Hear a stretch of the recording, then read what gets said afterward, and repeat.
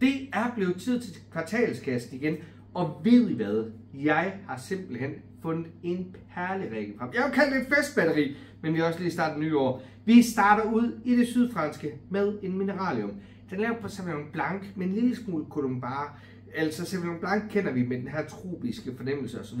Men colombare-brun, som ikke så mange kender, den giver den sådan en god fylde og fedme i baggrunden. Der er ikke ret meget af den i, men det er bare lige for at balancere det her. Så har jeg taget Riesling Laurentiusberg med til jer. Så tænker jeg, den kender vi godt. Ja, men 2023-årgangen er bare halleluja.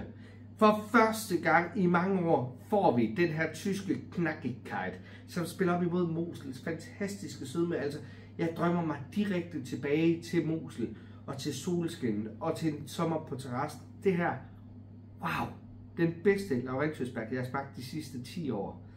Så skifter vi lige boldgade. Vi tager til USA, Buttercup. Det her, det er jo fed Chardonnay med masser af fad, brutal voksen.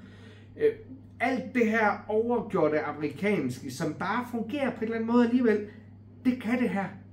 Det kan virkelig noget. Altså, det er så fedt. Altså, Marceau kommer til at virke som sådan en lille dreng nede i skolegården. Det er bare, hold op. Så tager vi til Sydfrankrig og skal have noget Cabernet Sauvignon ned fra Pédoc. Det her, det er, som jeg godt kan lide det, den frugtdrevne uden tanninerne bliver alt for markeret. Der er masser af fylde. Vi får en lille smule af den her metoxypyrazin, lidt grønt peber for dem henover. Og det er bare super lækker hverdagsvin. Tager til Duetto, Sette Sal de Snuder, deres helt nye vin dernede fra, uden tilsat svovl. Den er lavet lidt ligesom Beaujolais, altså hvor vi har den her kulsøregæring, som gør, at vi får mindre tannin, mindre krydderier, men mere friskhed, mere syre, mere balance. Det smager så englene synger. Og så slutter vi af med lige en fejring for mig selv. Noget af det, vi drak til mit bryllup i oktober nede på Senor Rio de Nevada. Det her, det er bare lækkert. Stor bøf på grillen. Sådan en flaske her, lige en lille smule svalet. Det er magnifik, som man vil sige i Frankrig.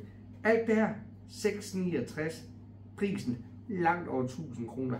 What's not to like?